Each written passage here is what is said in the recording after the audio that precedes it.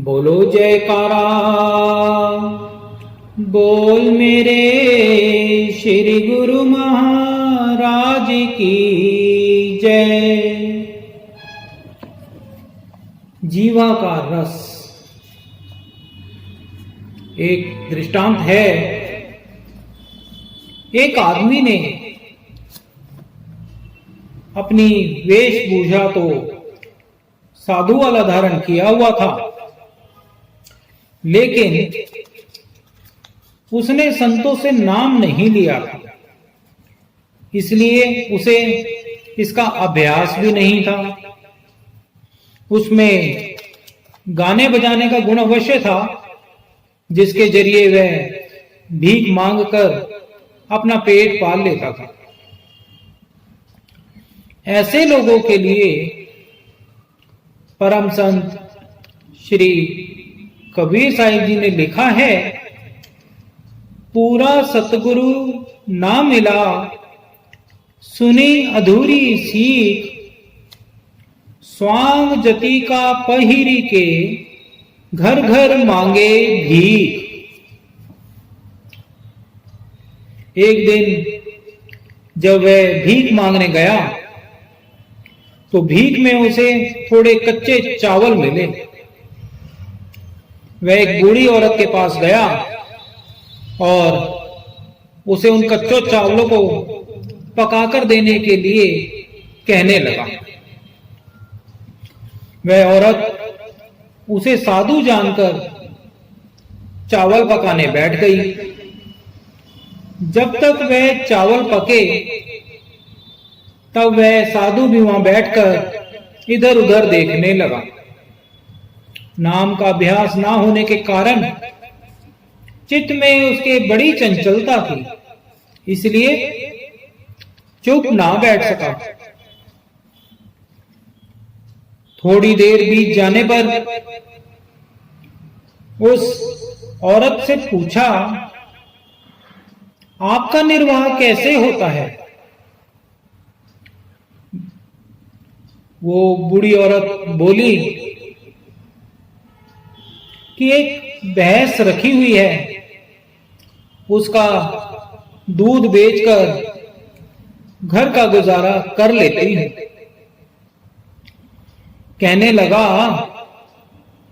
कि यदि ये भैंस मर जाए तो फिर क्या करोगी?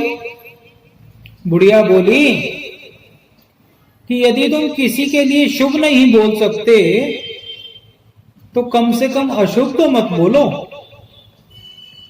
बेहतर तो यही होगा कि तुम चुप होकर बैठे रहो।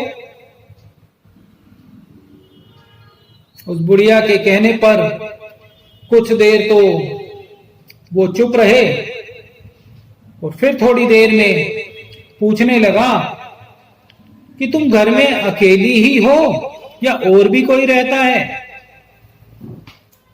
बुढ़िया ने कहा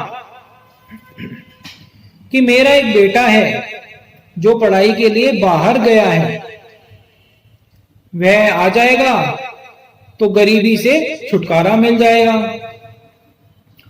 वह वेशधारी साधु बोला कि यदि वह वापस ही नहीं आया तो तुम क्या करोगी?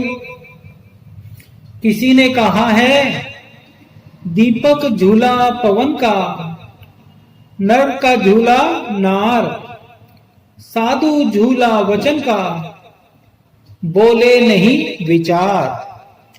जैसे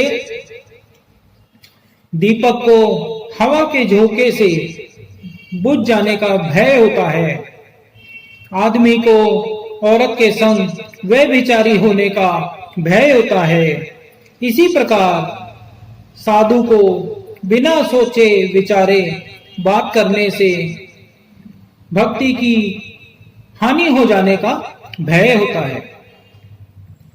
उस साधु के कटु वचनों को बुढ़िया सह न सकी और उसने आधे पके हुए चावल उसकी झोली में डालते हुए कहा कि ये लो अपने चावल और यहां से तुरंत चले जाओ। जब वह वहां से चलने लगा तो अधपके चावलों का पानी रिसकर सड़क पर बहने लगा। राह पर चलते हुए लोगों ने पूछा कि बाबा ये क्या बह रहा है? वह बोला कि ये है जीवा का रस जो बह कर नीचे गिर रहा है।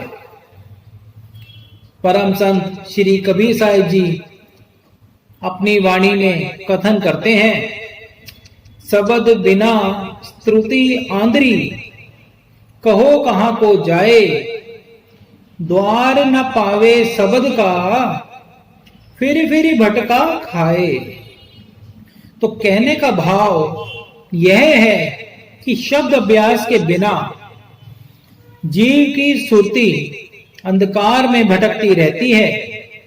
उसे दर बदर भटककर 84 के चक्कर काटने पड़ते हैं।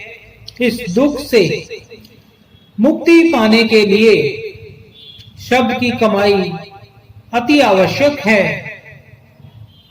शब्द वह अमोलक लाल है जो केवल पूर्ण संतों महापुरुषों की सोबत से ही मिलता है।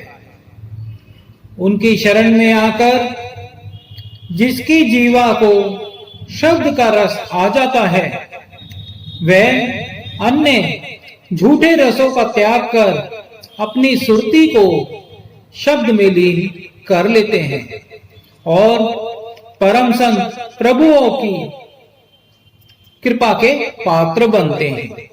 बोलो जयकारा बोल मेरे श्री गुरु महाराज की जय।